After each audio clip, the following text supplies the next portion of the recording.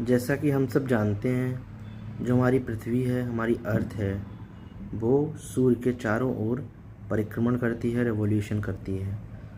और पृथ्वी का जो रिवॉल्यूशन और इसका अपने एक्सिस अक्ष पर जो 23.5 डिग्री का 23.5 डिग्री का जो टिल्ट है, जो झुकाव है, यही वो दो कारण हैं जिनके कारण पूरी पृथ्वी पर ऋतुएं बदलती रहती हैं और दिन और रात का जो चक्र है, छोटा या बड़े का, वो चलता रहता है।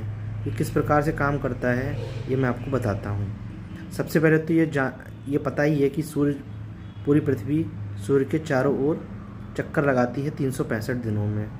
इन 365 दिनों के दौरान और पृथ्वी के झुकाव के कारण कभी सूर्य कर्क रेखा पर सीधी किरणें डालता है, कभी मकर रेखा पर सीधी किरण डालता है, और सूर्य की आभासी स्थिति कर्क रेखा और मकर रेखा के ऊपर ही बनी रहती है, कर्क रेखा से मकर रेखा के बीच के क्षेत्र पर।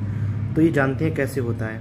सबसे पहले 21 जून का दिन, इस दिन सूर्य की किरणें कर्क रेखा पर, जो कि उत्तरी अक्षांश 23.5 डिग्री उत्तरी अक्षांश है, वहाँ पर सीधी पड़ती हैं। उसके बाद सूर्य दक्षिणायन होना शुरू कर देता है, और दक्षिणायन होते होते 23 सितंबर को ऐसा दिन आता है जब सूर्य की किरणें भूमध्य रेखा पर सीधी पड़ती हैं।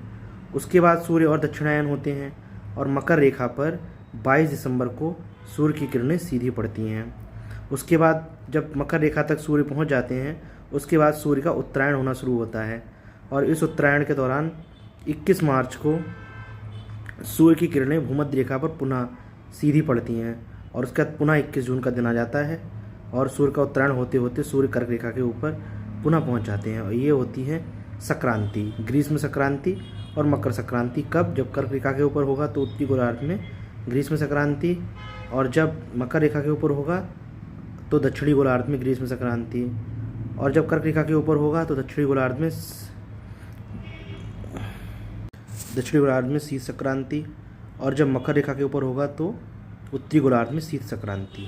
यही कॉन्सेप्ट है, जो काफ़ी प्यारा कॉन्सेप्ट है। और धन्यवाद।